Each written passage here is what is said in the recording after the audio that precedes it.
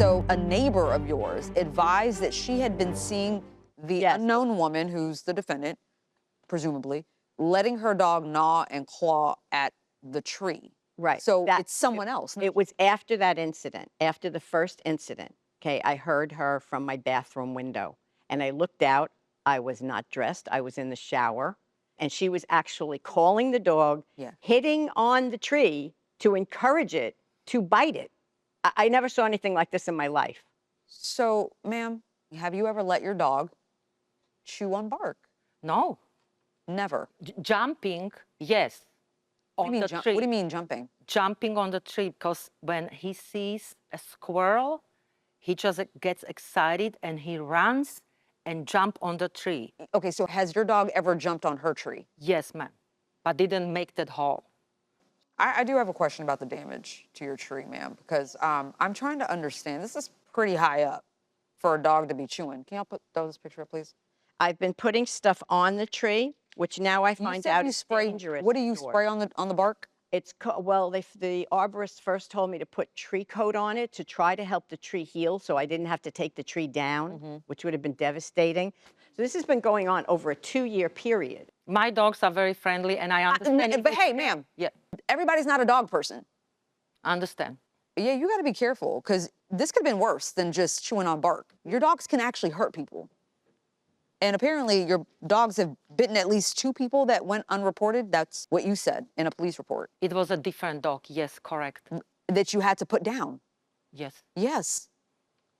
I'm gonna open this up. I have a question about your damages here. I see one receipt here for $750 from a tree service. Yes, sir. But you're suing for $1,800. Why don't you explain that, please? Okay. That was the first arborist that I got to come and examine the tree, and he said in his entire 50-year history, he's never seen anything like that. It had to be something extremely aggressive. My regular gardener normally charges $150 just to trim the tree each time. He's kept my fees down to $35 since my husband died, because I barter with him for the fruit on my trees. When he trims my trees, I let him take the coconuts and I let him take the mangoes, and he can sell them and do what he wants with them to keep my fees down to $35. So the trees have a monetary value, plus the supplies that I had to buy every month to spray on the trees. And it kept happening to the tree. It happened to the other side of the tree. So I had to continue to do this constantly. I think I'm ready. Yeah. All right. I think we have what we need. The parties are excused while we deliberate in this matter. Thank you. And I would just like to make one final statement. I would like the impact of this case to be strong to her, since these cases go on to 2016. We understand. We know what our job is. We got it. All right. We got it. All right. you. Parties are excused while we deliberate in this matter. Thank you both. We have deliberated and reached a unanimous verdict. Dogs chewing bark off trees is simply not a common thing. But this is a known, very unusual habit of your dogs. And you admit, in blatant disregard of the law, you let them run around because you think dogs should be allowed to run around. At the end of the day, we feel that we're lucky, all of us, that this was a tree and not a person, not another dog, not a small child.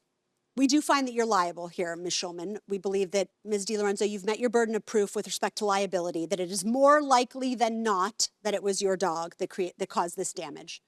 With respect to damages, Ms. DiLorenzo, we only saw $750 of economic damages, which is to redo the tree. However, for various reasons, including the fact that this is activity that is prohibited by local ordinance. This is not just regular negligence. This is a tort. This is in violation of law.